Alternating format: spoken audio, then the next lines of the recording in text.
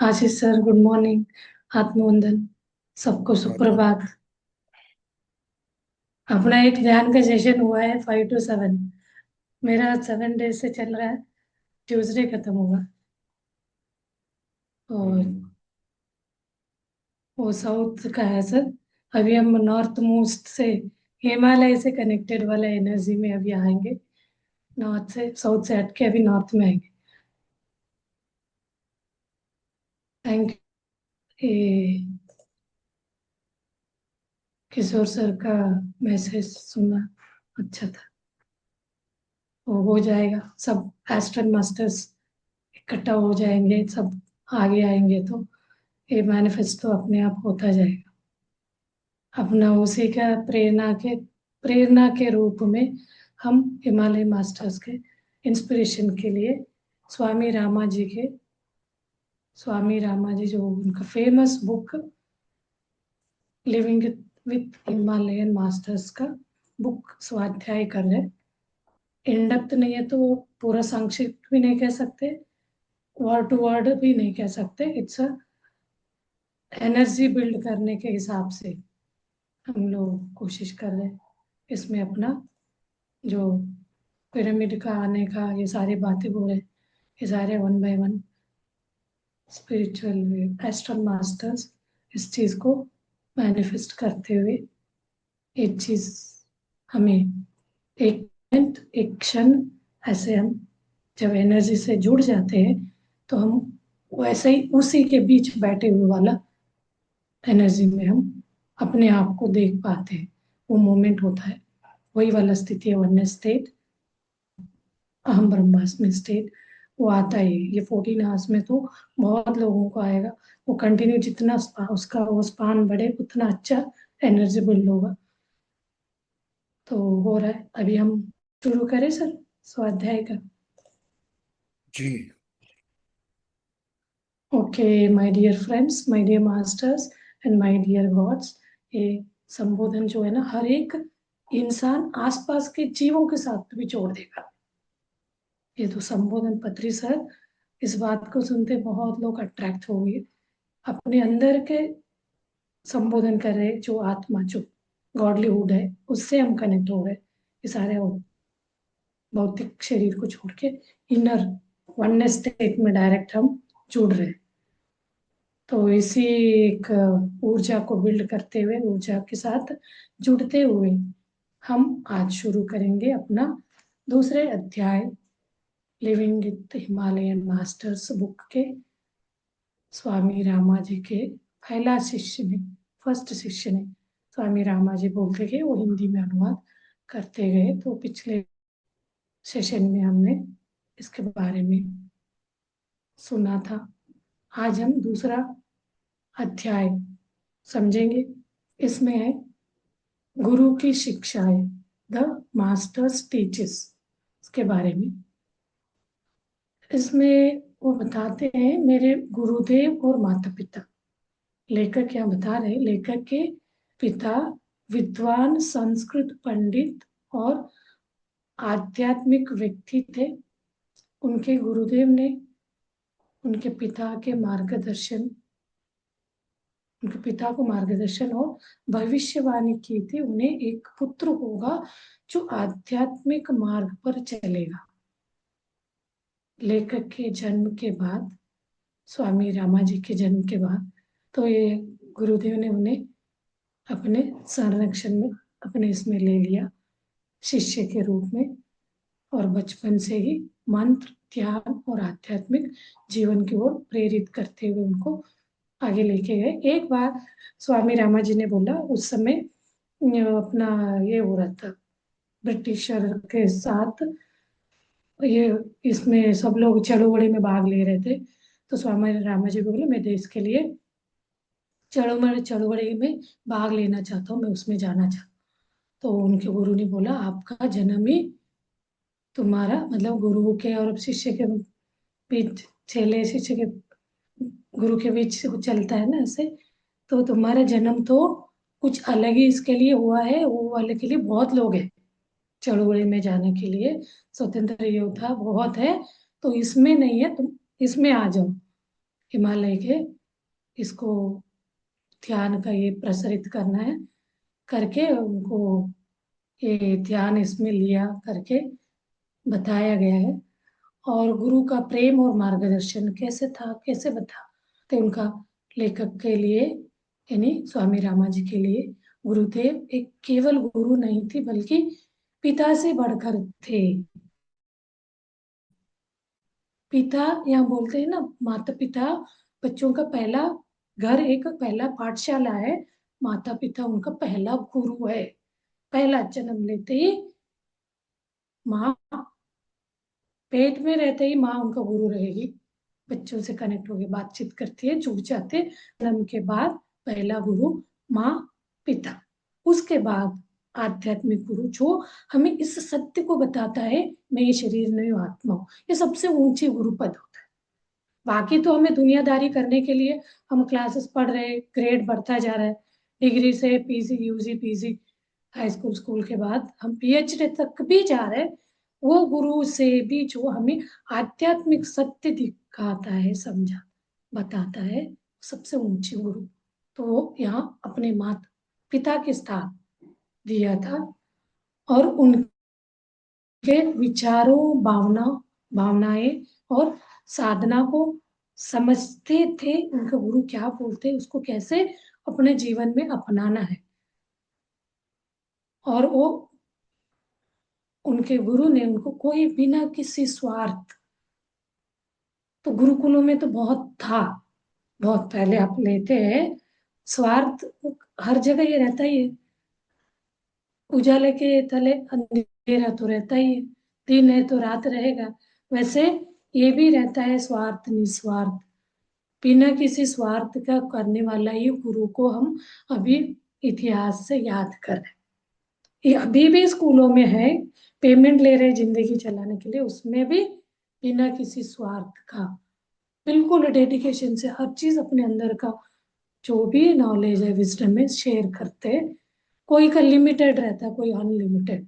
तो ये तो ऐसे आध्यात्मिक गुरु थे, पूरा निछावर कर देते थे शिष्य को बनाने के लिए। तो उनका निस्वार्थ प्रेम, अनुशासन, अनुशासन हमें तकलीफ देता है शुरू शुरू में, हमें बाद में पता चलता है गुरु हमें इतना क्यों अनुशासन कर रहा है। तो इसमें एक और वो सन्निवेश है। एक बार उनके यहाँ एक साधु आते हैं, बहुत 2 दिन से खाना नहीं खाए रहते, तो उनको वो भी खाने के लिए आते हैं। तो यहाँ स्वामी रामा जी भी 2 दिन से नहीं खाए रहते। तब गुरु का आदेश होता है तुम अपना खाना उनको दे दो। बोलते मैं क्यों दूं, बच्चों में आता है ना ये, मैं क्यों दूं। नहीं, आपको देना पड़ेगा, पहले जो भी आता है उनको कुछ करना पड़ेगा, उनको खाना देना पड़ेगा। तो सृष्टि उसके विपरीत आपको क्या देगी पता नहीं। तो वो अपने बचपन के हिस्से उन्होंने जिद से बोला मैं नहीं दूंगा, तो मेरा आदेश है आपको देना पड़ेगा। तो गुरु का तो वो बहुत ये करते थे, इज्जत, बहुत रिस्पेक्ट पिता के बरा। तो उनके बातों से उन्होंने पुनः अन्न जो अपने अपने ताली में जो आया था वो दान उनको दे दिया। तो आगे जाके गुरु से उनको ये मिला, पूरा हिमालय पे घूमते हुए जितना भी ध्यान प्रचार प्रसार करते हुए उनको भूख का वो कम कर दिया गई। ऐसे उन्होंने एस्ट्रल, अभी हम पीएसएस में जुड़ते हुए बोल सकते हैं, एस्ट्रल मास्टर्स, उनके गुरुदेव ने उनको वो शक्ति दिया उस हिमालय के गोद में। उनको भूख का परवाह ही नहीं रहता, भूख ही नहीं लगता, ऐसा वाला वरदान उनको आ गया। तो होता परीक्षाएं ऐसे होते, उस परीक्षा के पीछे कुछ ना कुछ कारण होता है, हमें पता नहीं चलता। और गुरु शिष्यों के बीच मौन संबंध क्या होता है, बहुत कम बोलते थे गुरुदेव, कई महीनों तक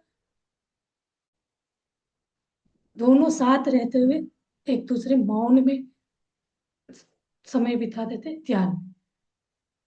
शब्दों का कोई कुछ बात नहीं होता था, अंतरात्मा और मौन के माध्यम से ही उनका संवाद होता था। और गुरुदेव हिमालय की गुफा में साधना करते थे, तो हमने समझा उस दिन सहज समाधि के अवस्था में रहते थे, हमेशा बैठते ही एक सहज समाधि अवस्था में चले जाते। उनका जीवन अत्यंत सरल, निस्वार्थ और ध्यानमय था। उनके गुरु के बारे में बता रहे। और गुरु और राजकुमार की घटना करके एक वो सन्निवेश बताते हैं। इसमें एक सन्यासी होते हैं, बवाल सन्यासी की अद्भुत घटना बताते हैं। एक राजकुमार को मृत समझ लिया गया रहता है, लेकिन गुरुदेव ने उसे जीवित अवस्था में पाया और उसकी देखभाल की। सब मृत्यु कोशिश किए थे, उन्होंने उनको देखभाल की। बाद में वो उनका शिष्य और सन्यासी बने तथा अपने पुराने जीवन को पहचान पाया, पास्ट लाइफ को पहचाने। और इस घटना के कारण गुरुदेव पूरे भारत में फेमस हो गए। फिर इस प्रसिद्धि से दूरी बनाए रखे। उसमें हम लोग है ना, नेम एंड फेम की बात आते तो इन्वॉल्व हो जाते, उसको घमंड करते, खाते। खाना नहीं है, एक स्थिति, एक हम लोग बोलते हैं ना, साक्षी भाव से देखना है, आगे बढ़ना है। जैसे हम रास्ते चलते आते जाते गाड़ियों को देखते, उसमें जीते नहीं, देखना है। वैसे उन्होंने उस प्रसिद्धि को इतना पकड़ के नहीं रखा। कैसे रह सकते प्रसिद्धि, भीड़, आध्यात्मिक साधना में बाधा न बन जाए। ये शिष्य को भी वो मिरर दिखाते, गुरु खुद भी उसी रास्ते में चल रहे रहते। तभी शिष्य, हर शिष्य नहीं अपना रहा है, कुछ सिलेक्टिव शिष्य तो अपनाते, वही फेमस होते। जैसे अभी हम स्वामी रामा जी को सुन रहे, उनके नामों से, उनका नाम लेते ही हमारे अंदर ऊर्जा का प्रवाहित होने लगता। और हिमालय के माया तो हम सुनते ही आए, कैसे माया है वहां का।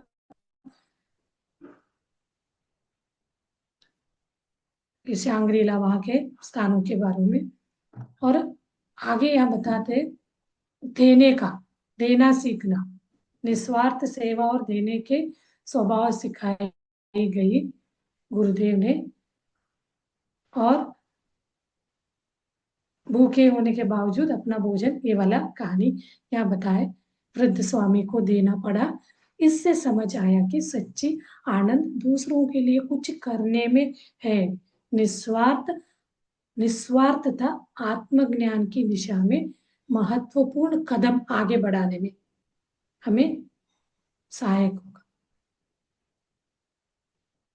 और आगे दूसरे ऐसे कुछ और टॉपिक में कहते हैं, how a master test his students. कैसे गुरु अपने शिष्यों का परीक्षा लेते हैं।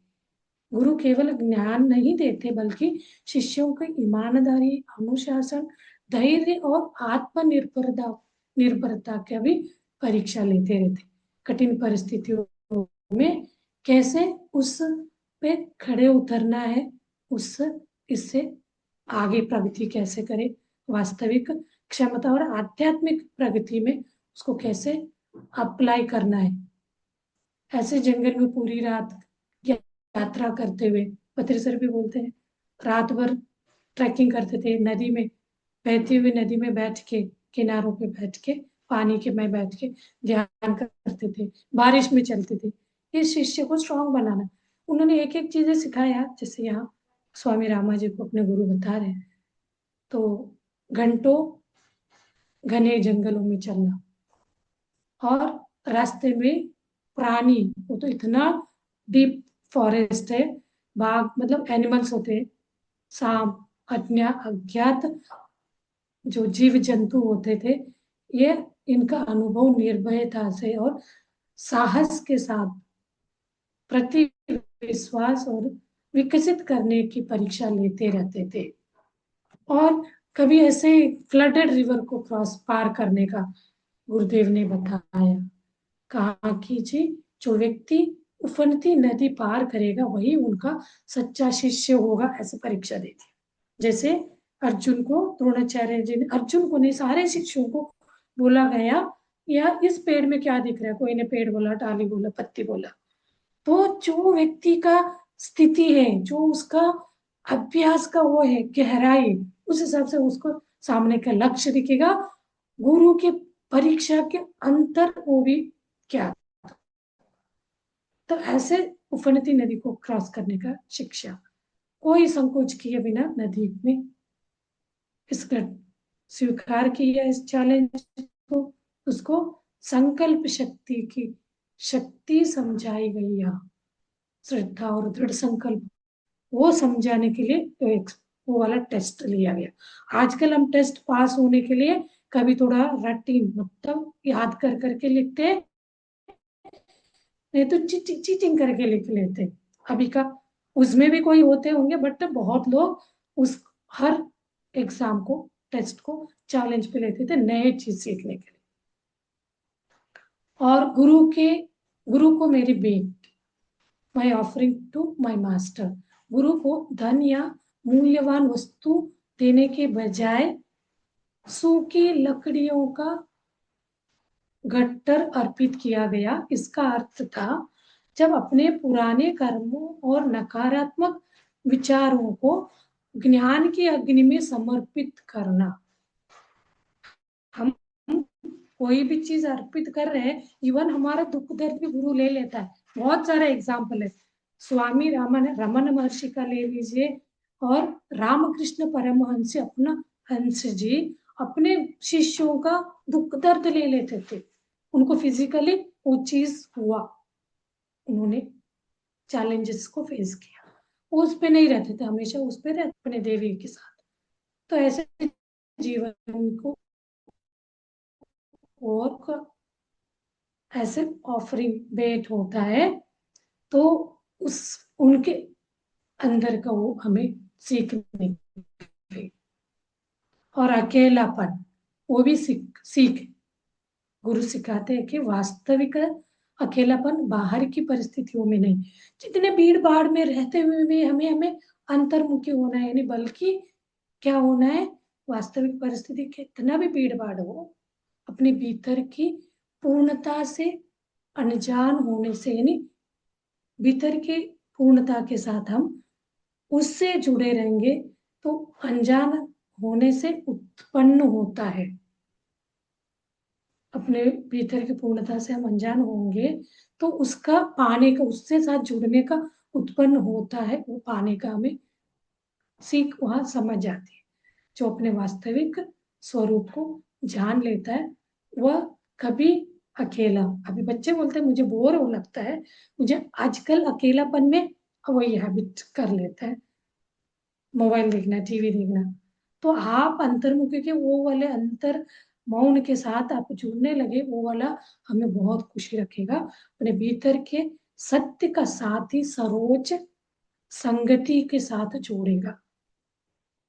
और माया और कॉस्मिक वेल, मास्क, माया और ब्रह्मांड आवरण, याद है कि दोनों तो माया का भी आवरण हो सकता है, हम मास्क लगा के रख के रहते हैं। माया वह ब्रह्म है जिसमें जो वास्तव में स्वतंत्र अस्तित्व नहीं रखता। स्वतंत्र अस्तित्व क्या है यहाँ, चेतना में, ये शरीर में आत्मा, वो नहीं है तो वो माया में आ जाए। वो वास्तविक वास्तविक दिखाई देता है, जो हम माया के ब्रह्म में है वो वास्तविक लगता है, वो ना वास्तविक नहीं है, वो टेम्पररी है, क्षणिक। गुरु बताते हैं कि आसक्ति माया को मजबूत करती है। आसक्ति के साथ आप जाओगे, आप माया को मजबूत करती है, जबकि रिवर्स, हर चीज का रिवर्स, अच्छा बुरा नहीं है। आप बुरा भी मतलब जो अंधेरा को भी एक्सपीरियंस करे, उसके बाद रिवर्स आपको उजाला आएगा, तो वहां अनासक्ति क्या करेगी, आसक्ति आपको माया को मजबूत करती है, तो अनासक्ति क्या करती है, निरंतर जागरूकता व्यक्ति के अंदर उस बंधन से मुक्त करती है। जो हम पकड़ के बैठे रहते इस माया को, इससे मुक्त करती। प्रेम और आसक्ति अलग है। आसक्ति बंधन देती है, आसक्ति में है, बंधन में आते प्रेम यानी स्वतंत्रता देती है। ब्रह्मांडीय आवरण के साथ हम जुड़ेंगे तो वो तो अल्टीमेट हमें एकत्व में जोड़ के रखेगा। यूनिवर्सल लव, या स्वतंत्र प्रेम, स्वतंत्रता है, आपको वहां नए नए चीजों को एक्सेप्ट अपनाने की शक्ति आपको आए। और अगला ऐसे बताते हैं topic, bitter truth with blessed effects. कड़वा सच, सच्चाई, सत्य, शुभ परिणाम। तो इसके लिए देखिए, ये एक अभी जो ध्यान करते हैं, उन एनर्जी से जुड़ते हैं कभी कभी ध्यान में, तो वो हेडिंग ही हमें बताता है इसमें क्या क्या बातें हो सकती, हम कनेक्ट हो गए। यही हम इस स्वाध्याय, ये बुक का स्व अध्याय या पढ़ के समझ रहे, उसी का स्वाध्ययन करना, तो आप उससे जुड़ेंगे, उसका मीनिंग अपने आप उस बुक से कनेक्ट होंगे, ये चीज आपको आता जाएगा। तो बीटर ट्रुथ हमेशा बोलते हैं ना, कड़वा होता है तो वो हमें, दवा कड़वा होता है तो हमें ये करता है, ठीक करता है, मुंह के टेस्ट के लिए नहीं करना है, बातें बोलते। तो यहाँ एक घटना बताते, एक स्टेशन मास्टर को 3 महीने तक झूठ न बोलने का अभ्यास दिया गया, एक्सपेरिमेंट कराया गया। एक स्टेशन मास्टर को बोला गया झूठ न बोले, 3 महीने का चैलेंज दिया। सत्य बोलने के कारण कठिनाइयों का सामना करना पड़ा होता है, बहुत सारा कॉन्सिक्वेंसेस आता है, तभी उसको बोलने का भी हिम्मत होना चाहिए। तो लेकिन अंततः क्या होगा, सत्य की शक्ति से उसके जीवन में, उसका जीवन ही बदल जाएगा। तो यहाँ क्या है, हमें ऐसे बहुत सारे परिस्थितियां आएंगे, तो कड़वा सत्य, कड़वा रहेगा सत्य, लेकिन वो परिणाम बहुत शुभ, सही परिणाम लेके आएगा। शिक्षा है, शिक्षा क्या है कि सत्य का पालन कठिन हो सकता है, शिक्षा, गुरु की शिक्षा में सबसे पहले यही होता है। आजकल भी बोलते हैं, बट उसको अप्लाई चलने वाले कम होते हैं, विपरीत होते हैं। ये होता तो नहीं चलेगा, आपको सब धोखा देगा, इस तरह के बातें में इन्फ्लुएंस करके हम उसको दबा देते, सत्य को असत्य को अपना के मास्क लगा के हम घूमने लगते। तो वो बहुत कठिन है, लेकिन उसका सच्चाई अंततः वो हमें उस मार्ग में ले चलेगी, दैवत के मार्ग में, वहां सब बराबर। तो हर एक को साथ लेते हुए, वो अपने आप को चक्कर में इधर उधर तो नहीं जा रहा, ये चीज हमें हेल्प करेगा। शिष्य को गुरु ने ये बताया तो वो हर वक्त अवेयर रहेगा, सोचेगा मैं इधर उधर, ये बीटर, ये कड़वा है, इस कड़वा सत्य से मुझे आगे, अभी मुझे तकलीफ होगा, आगे मुझे इसका परिणाम सही मिलेगा, ये सही असर देंगे, मुझे इसका रिजल्ट फ्रूटफुल होगा वाले बात वो समझ जाएंगे गुरु के इस पाठ से। और you teach others but deprive me, यानी आप दूसरों को सिखाते हैं पर मुझे वंचित रखते हैं। आप दूसरों को सिखाएंगे, खुद को वंचित करेंगे। होता है बहुत अच्छा प्रवचन बोलने के लिए, जब हम करेंगे तो हम उसको खुद के लिए ही उस बात को, सीख को वंचित रखते। तो ये चीज गुरु के पाठ में आता है, तो आप हमेशा सेल्फ चेक करें, अवेयरनेस में हूँ, सेल्फ एनालाइज, यही है ये जो बुक का स्व अध्याय कर रहे हैं, इस स्व अध्याय को स्व अध्ययन करना, अपने आप में उतारना, चेक करना। तो ऐसे हम सिलेक्टिव कुछ ही बुक भी पढ़ेंगे ना, उस मार्ग, उस पाथ पे चल रहे, तभी उनके ऊर्जा से जुड़ना, पाथ पे चलने का प्रयत्न देवन से जब हम शुरू करें तो उस पे वो ले जाते, खींचेंगे, सबकॉन्शियस माइंड बोलेगा अच्छा ऊर्जा के साथ जुड़े रहो। और यहाँ शिष्य ने गुरु से कहा कि वे उससे ईश्वर का दर्शन नहीं करा, दर्शन नहीं करा रहे, यहाँ गुरु बोल रहे को, गुरु ने समझाया, ईश्वर को कोई दूसरा व्यक्ति दिखा ही नहीं सकता। ये स्टेटमेंट देखिए, कोई ईश्वर को दिखा नहीं सकता। व्यक्ति को अपने भीतर के वास्तविक स्वरूप का स्वयं अनुभव करना होता है। सेल्फ रियलाइजेशन, सेल्फ अनुभव ही ईश्वर की अनुभूति का मार्ग है। उसको आप समझ के चलने लगे तभी पत्री सर होते हम भगवान हैं।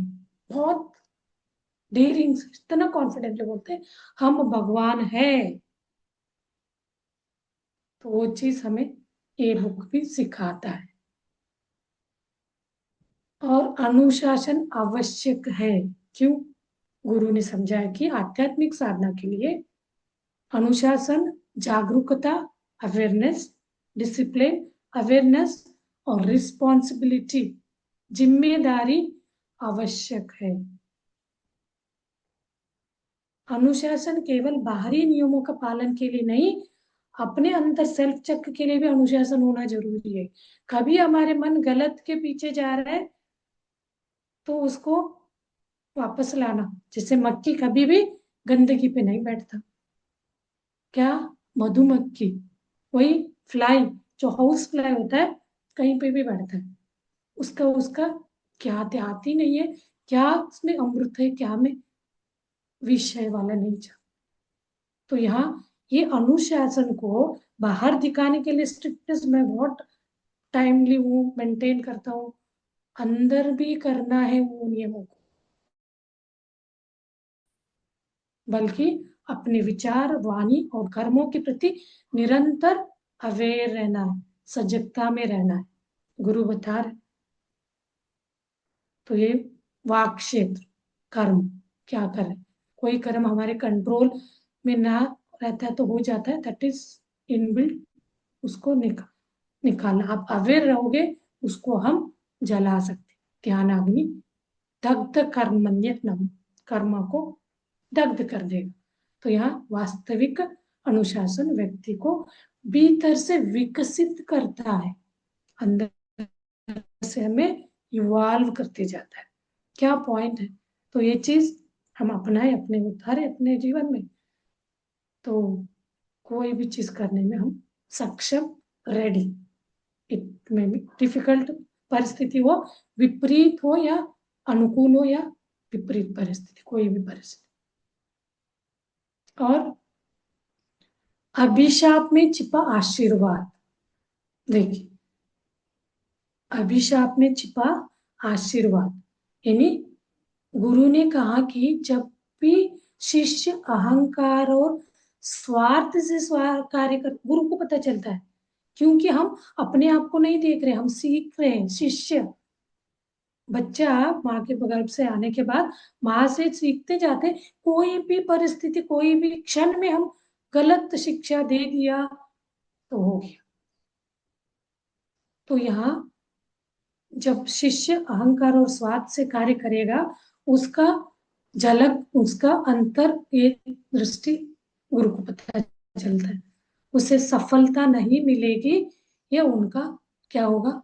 अभिश्राप होगा, कर्स था। लेकिन यानी ब्लेसिंग्स इन द कर्स। लेकिन जब वह निस्वार्थ, प्रेम पूर्ण और अहंकार रहित होकर कार्य करेगा तो उसे उसे क्या होगा? शक्ति और सफलता मिलेगी। यही उनका आशीर्वाद था। देखिए, हम क्या समझते, मुझे डांट दिया, समझते? तो ये अभिशाप जो है ना, वो हमें कठिनाई से आशीर्वाद की तरफ ले जाने में हेल्प करेगा। ये अभिशाप आशीर्वाद की छिपा हुआ आशीर्वाद है। गुरु आपके आपको आगे ले जाने में ही वो अपना प्रयत्न कर रहे हैं, आपको एक डायमंड बना रहे हैं। डायमंड बनने शेप देके वो शाइनिंग में आने से पहले क्या, एक कांच का टुकड़ा, कोई जानकारी नहीं है तो उनको कांच का टुकड़ा ही समझेगा। जो शिष्य गुरु समझेगा उसको शेप देके क्या करेगा वो, धीरे धीरे उसको एक शेप देके कांच के टुकड़े को बहुत सुंदर एक डायमंड शेप, एक डिजाइन देगा। तो वो क्या करेगा, पूरा पृथ्वी पे यानी एक डायमंड का रिजल्ट क्या आता है, वो हर जगह चमकेगा। जब गुरु को हर शिष्य के कांच, कितना ग्लास है, इस ग्लास डायमंड नहीं समझना, तो उसके साथ कैसे काम करते हुए उसके अंदर का अपने गुरु का जो निचोड़ उस पे डाल के उस ग्लास के टुकड़े जो आवश्यक नहीं लगता है, उसको एक डायमंड बनाने में, कौन से डायमंड, कितना अलग अलग डायमंड शेप, डायमंड का टुकड़ा, सब में अलग अलग वैल्यूज होते हैं। छोटे टुकड़े का अलग वैल्यू होता है, बड़ा वाला डायमंड पीस का अलग रहता है। वैसे अलग अलग उसकी क्षमता, उससे भी आगे बढ़कर शिष्य को गुरु तैयार करता है। निस्वार्थ और प्रेम पूर्ण और अहंकार रहित होकर शिष्य जीवन में आगे बढ़ने के लिए उसको ध्यान की आवश्यकता हो। जो कोई चीज का भी लगे उसको समझ के उस हिसाब से उसको, अहंकार भी तोड़ेगा, उसके अंदर अहंकार पनप रहा है वो समझेंगे गुरु। इन सब चीजों को देखते हुए वो तुरंत अपने शिष्यों का परीक्षा लेंगे, उनसे उससे बाहर लाने के लिए भी वो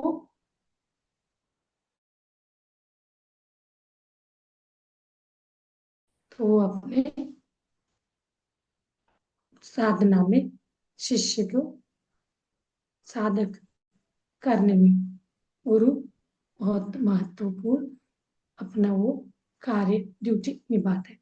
गुरु का यही है। तो फिर आगे इसमें कहते हैं सच्चा गुरु वह है, सच्चा गुरु वह है जो बिना स्वार्थ प्रेम करता है।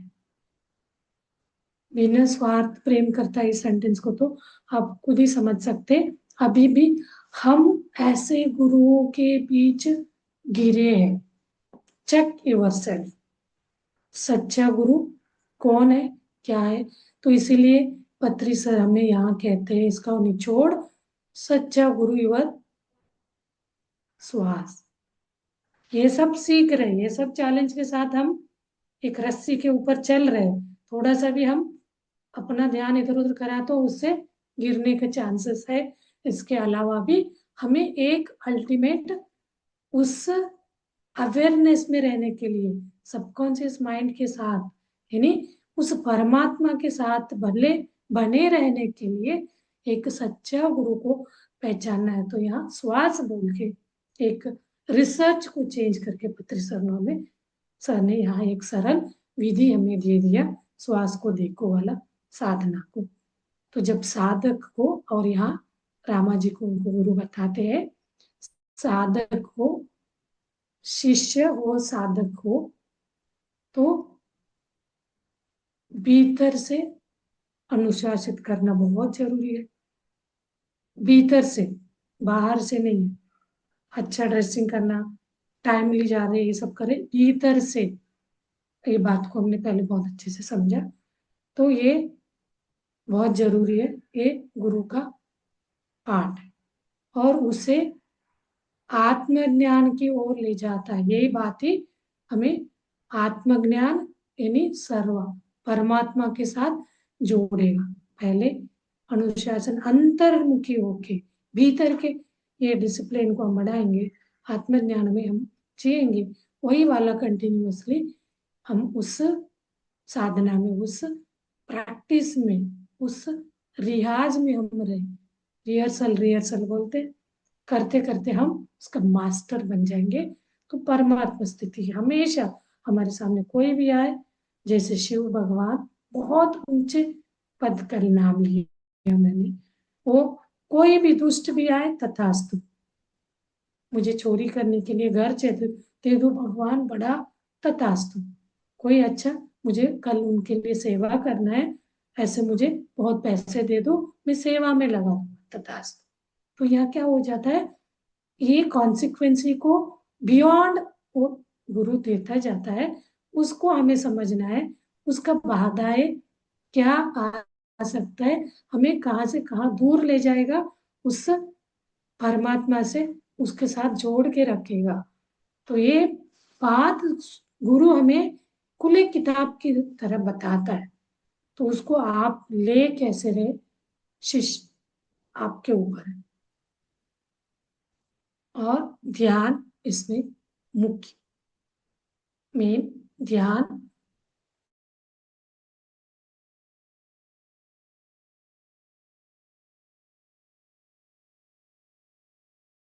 और आत्म संयम। ये आत्मा तो ये शरीर का एक धारणा करके आई है ना, कपड़ा, तो ये हमें आत्म संयम से तोड़ देता है, मतलब मटीरियलिस्टिक, हमारे लॉजिकल दुनिया में ले जाता है।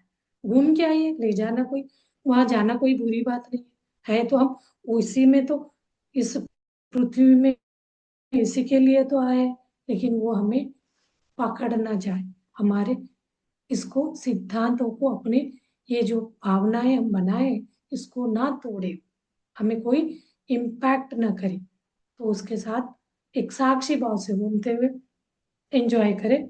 इसी को मध्यम मार्ग वाला मंत्र दिया है पत्री सर ने। मनुष्य ये सब चीजों को अपनाते हुए मनुष्य संसार में रहते हुए भी उसके बंधनों से ऊपर उठ सकता है। यही बात से इसी बुक से एक पॉइंट ये निकाल के पत्री सर बताए, मध्यम मार्ग में चलना है।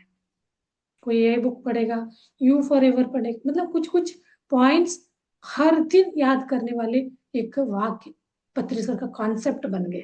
तो वो बोले वही बुक को का निचोड़, बुक्स पढ़ते पढ़ते आया, मैं बुक पढ़ने से पहले मैं भी आप लोगों के जैसे था, तो मैं उस परमात्मा से मैं जुड़ गया। यहाँ पे भी स्वामी रामा जी के गुरु क्या बोल रहे हैं, यही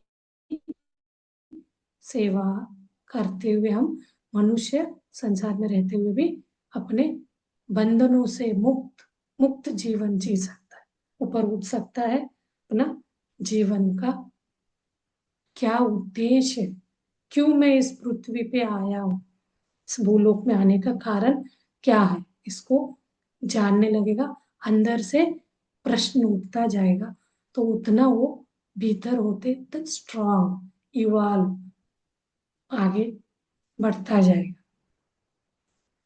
बोलते हुए आज के ये अध्याय को यही समाप्त करते हैं। ऐसे बहुत सारे चीजों को हमें एग्जाम्पल लेते हुए करेंगे, तो आप बहुत इंटरेस्टिंग सा लगता है, तो आप बुक के ईच एंड एवरी एक एक सेंटेंस के साथ ऐसे कनेक्ट होते हैं। वहाँ हिमालय के वर्णन में हम पढ़ते जाते तो पूरा हम एक एक पेड़ पत्तियों के साथ जुड़ जाते। ऐसे यहाँ गुरु शिष्य के बांधव्य, उनका परिचयों का अलग अलग आयाम अलग अलग इसमें बताते गए, बहुत अच्छा घटनाओं के बारे में।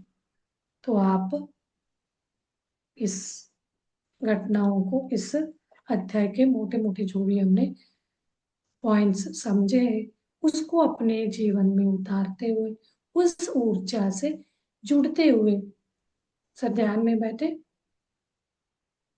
या बात करेंगे कोई। ध्यान ध्यान शुरू करा दी। ओके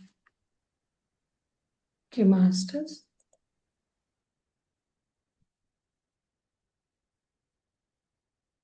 अभी हम गुरु शिष्य के बांधव्य, क्या सीख कैसे होता है उसके बारे में, उस एनर्जी में जुड़ते हुए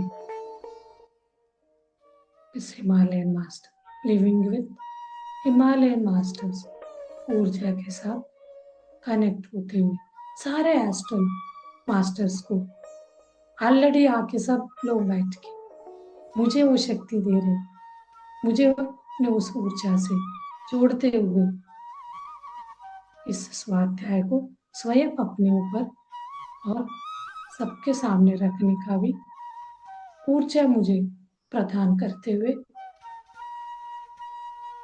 मुझे ये चीज महसूस हो रहा है। इसमें हमारा गुरु ब्रह्मर्षि पितामह पत्री सर सबसे पहले ऐसे बैठे रहते तथास्तु करते हुए। अब हम स्वामी रामा जी से भी जुड़ गए, उनकी ऊर्जा से। स्वामी रामा जी से हम जुड़ गए तो उनके गुरु के भी ऊर्जा हमें यहाँ कनेक्ट हो जाएगी।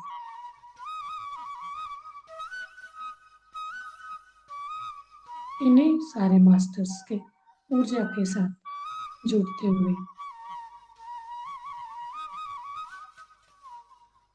हम अपने ध्यान पे प्यार, डिसिप्लिन, अनुशासन जो है, रिस्पॉन्सिबिलिटी, बिलीव और जागृत स्थिति,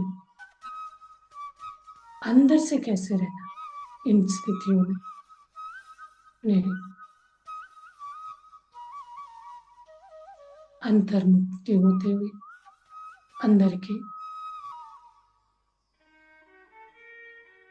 डस्ट को क्लींस करते हुए, साफ करते हुए, कोने कोने में जाके, जैसे हम जाला साफ करते घरों का, कोना कोना, एक भी कोना छूटना ना चाहे, छूटना नहीं चाहिए। हर कोने में कुछ तो रॉन्ग बिलीफ्स को हम पाल रहे हैं, पोषण कर रहे हैं, तो चेक करें, उनको साफ करते जाएगा।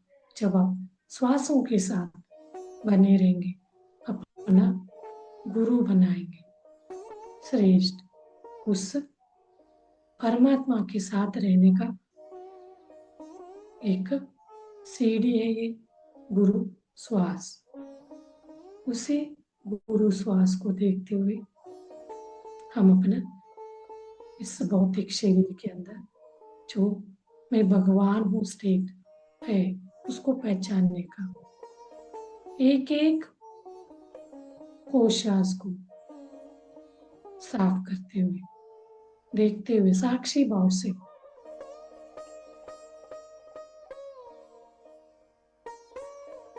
अन्नमय कोश, प्राणमय कोश, ये कॉस्मिक एनर्जी विश्व प्राण शक्ति से, इस प्राण से जो डेड सेल शरीर में, उसको साफ करते हुए प्राणमय कोश, मनोमय कोश, एस्ट्रल, विज्ञानमय कोश, रिसर्च चैलेंजेस,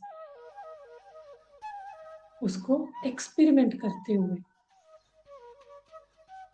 एक सक्सेस पाने का जो है विज्ञानमय कोश हमें सिखाता है। उसमें कोई बाधाएं, ब्लॉकेजेस है तो इस ऊर्जा से हम साफ करते हुए आगे बढ़ेंगे। आनंदमय कोश हमारा आत्मा अनुभव का एक क्षेत्र, एक दायरा, लेयर में हम अपना एंट्री कर लिया है। उसमें एंट्री होते ही हमारे चारों कोशस को हम भूल जाएंगे। सुप्राकॉजल यानी आगे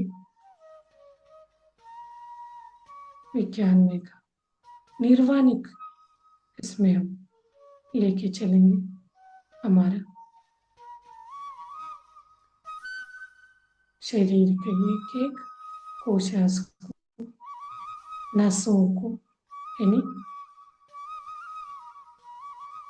नाड़ीज को साफ करते हुए, क्लींस करते हुए 2,72,000 एक उसका वाइब्रेशन, उसका ब्लॉक्स उस नाड़ियों में धब्बा बन के वहां एयर पास होने में तत्व, एयर एलिमेंट, वाटर एलिमेंट, पृथ्वी, ये सारे को इम्बैलेंस कर देता है। जल तत्व, पृथ्वी तत्व,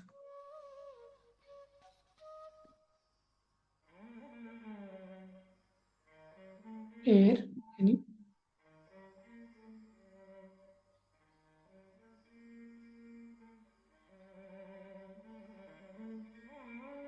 एक श्वास के साथ जो एयर हमें जा रहा है, नोज से थ्रू हम जो श्वास को देखते हैं गुरु बनाते हुए, वो श्वास प्राण वो हमारे शरीर के अंदर जाके हमें एक बल देगी, ऊर्जा देगी। वही हम जब हम इस श्वास को देखते देखते श्वास के साथ एक होते हैं तो विश्व प्राण शक्ति, ब्रह्मांड के कॉस्मिक एनर्जी आके हमारे शरीर के अंदर के छोटे से छोटे, बड़े से बड़े ब्लॉकेज को साफ करते हुए उस नली को साफ करते जाए, वो महसूस करते चले। उस पूर्ण आत्मा के साथ हम जुड़ गए, सारे ऊर्जास को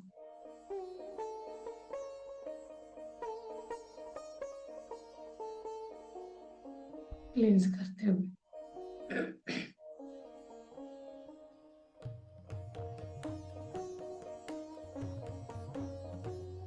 जल तत्व, वायु तत्व सही प्रमाण में पूरे हमारे कोशा में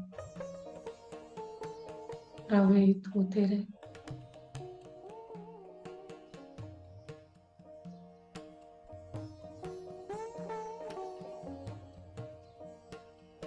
पृथ्वी तत्व हमारे अन्न से बैलेंस होगा, सही तरीके का अन्न लेना, प्लांट बेस्ड फूड, पृथ्वी तत्व बैलेंस होगा।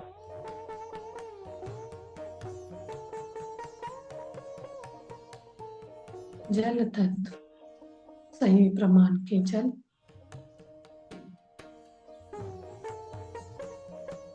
पूरा शरीर में जैसे ब्रह्मांड में 72% मोर देन 72%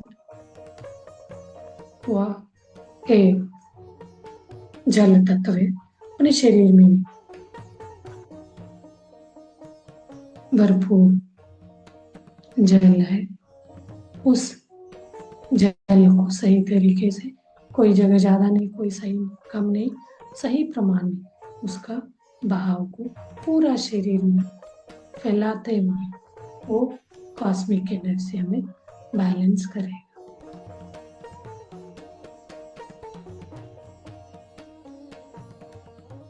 वायु तत्व ऊर्जा को सही तरीके से हमें हर जगह फैलाएगा।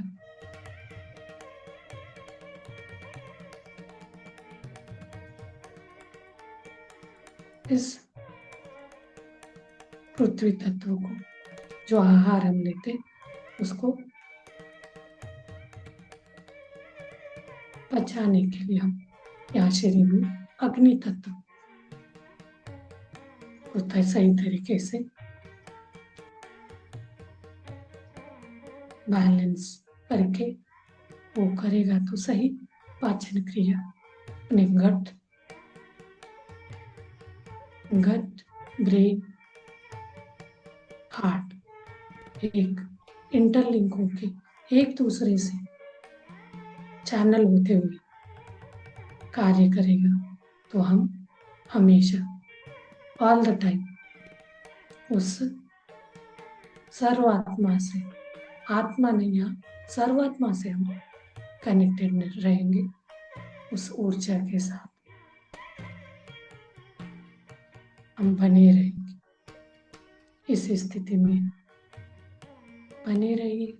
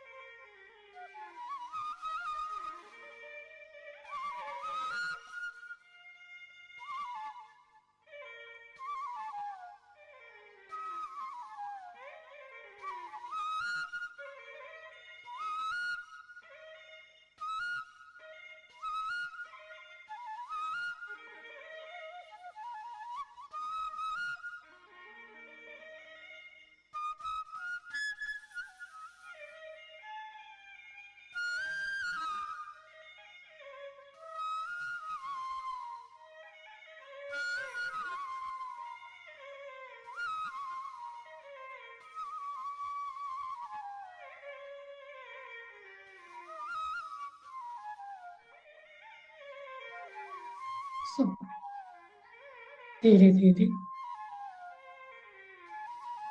शरीर के प्रज्ञा में आइए, सहज स्थिति में आते हुए पंच स्मृति को ग्रेटिट्यूड व्यक्त करें, धन्यवाद बोले, जैसे कि अपने कोशास, 5 तत्व, 5 कर्मेंद्रिय,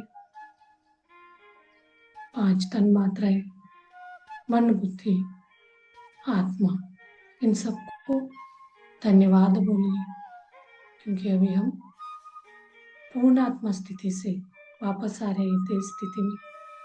तेज स्थिति के आने में वापस हमें पूर्ण आत्मा की स्थिति में बने रहने के लिए ये हमें साथ दे, उनको हम ग्रेटिट्यूड देंगे और उनसे हम प्रार्थना भी करेंगे, इसी में हमें सहायता करें, हेल्प करें। तो अभी जो दिया उसको आगे भी हमारे साथ इसमें जोड़ के रखें, हृदय से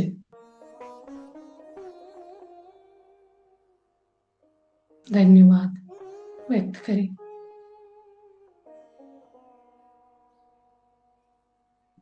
जो डीप ध्यान में टेक योर ओन टाइम, अपना टाइम लेके अब ध्यान से बाहर आ सकते। जिनको लग रहा है बिल्कुल ध्यान से बाहर नहीं आना, तो ध्यान कंटिन्यू करें। इस ऊर्जा को ब्रेक होने मत दे। नेक्स्ट 13 आवर्स के लिए अखंड ध्यान में ये ऊर्जा बने रहेगा।